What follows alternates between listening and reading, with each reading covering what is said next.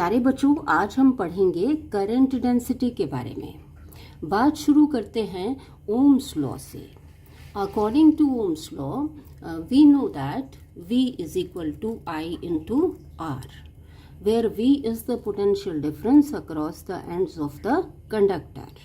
I is the current flowing through the conductor and R is the resistance of the conductor.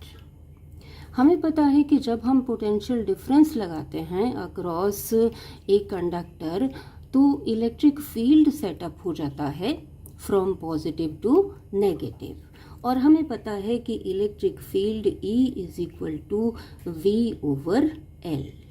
L is the length of the conductor. यहाँ से हम लिख सकते हैं कि V is equal to E into L। यहाँ V की जगह लिख लें E into L equal to ये I। R को लिखा जा सकता है rho L over A, where rho is the resistivity of the material of the conductor। यहाँ L कैंसिल हो जाएगा और हमारे पास आ गया E is equal to I over A into rho. This I over A is current density और इसको हम डिनोट करते हैं J से। I over A कैसे डिफाइन करेंगे करंट डेंसिटी को? Current flowing per unit area, area being normal to the current. तो यहाँ से I is equal to J into A। Actually I is the dot product of J vector and area vector। This is equal to J into A into cos theta। Theta here is the angle between J vector and A vector। And if theta is equal to 0, जैसा कि यहाँ है current में और area vector में, तो theta 0 होगा तो उस केस में I कितना हो जाएगा? I is equal to J into A। तो यहाँ से हमें ये पता लगा कि current is scalar quantity and current density is a vector quantity. Current is the scalar product of current density vector and area vector. तो यहाँ से हम लिख सकते हैं E is equal to I over A क्या है? J vector J into rho. यहाँ से J कितना आ गया? Equal to E over row.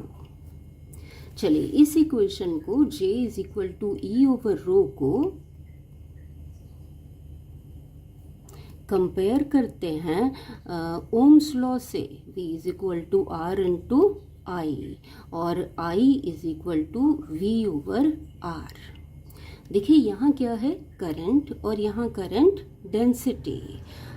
Current पर unit area of cross section, इधर है पोटेंशियल डिफरेंस और इधर इलेक्ट्रिक फील्ड स्ट्रेंथ। ये रेजिस्टेंस और ये resistivity means this is also Ohm's law. This is Ohm's law in microscopic form and this is Ohm's law in macroscopic form।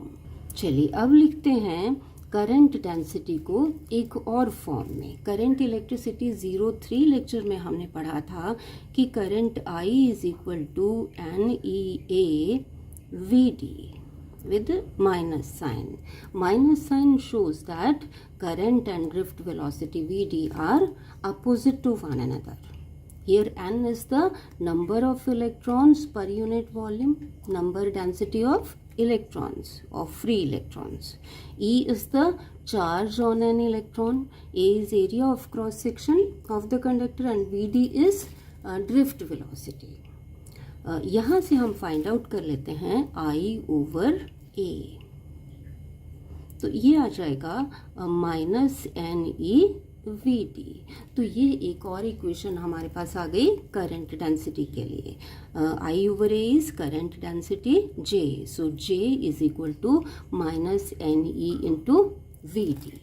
चलिए VD की value substitute करते हैं। VD हमने प्रूव किया था is equal to minus E into capital E over m into tau. E charge on an electron, capital E is electric field, m is the mass of an electron, and tau is relaxation time, average time between two successive collisions in the conductor. Vd की value को हम यहाँ substitute कर देते हैं, तो J कितना आ गया, J is equal to minus n into e, Vd की value minus e into e over m into tau. तो ये क्या आ जाएगा, J is equal to minus minus plus हो गया n into e square into tau को पहले लिख लिया over m into this e. अब इस इक्वेशन को हम कंपेयर कर लेते हैं इस इक्वेशन के साथ. J is equal to E over rho. Rho is resistivity and we know that 1 over rho is equal to conductivity sigma. तो हम ये लिख सकते हैं कि J is equal to 1 over rho की जगह sigma into E. आइए कंपेयर करते हैं इस इक्वेशन को इस इक्वेशन के साथ. तो यहाँ हमारे पास J कितना आ गया, ये हमारे पास ये फैक्टर क्या हो जाएगा, सिग्मा. मीन्स हमारे पास J is equal to sigma into e, where sigma is equal to n e square tau over m. So this is the actual microscopic form of Ohm's law, because here sigma is also known. Sigma is conductivity. तो बच्चों हमने देखा कि current density J is equal to current पर unit area. फिर हमने find out किया ये एक्सप्रेशन और फिर ये एक्सप्रेशन फॉर करंट डेंसिटी. बच्चों I am sure you have followed. Thank you.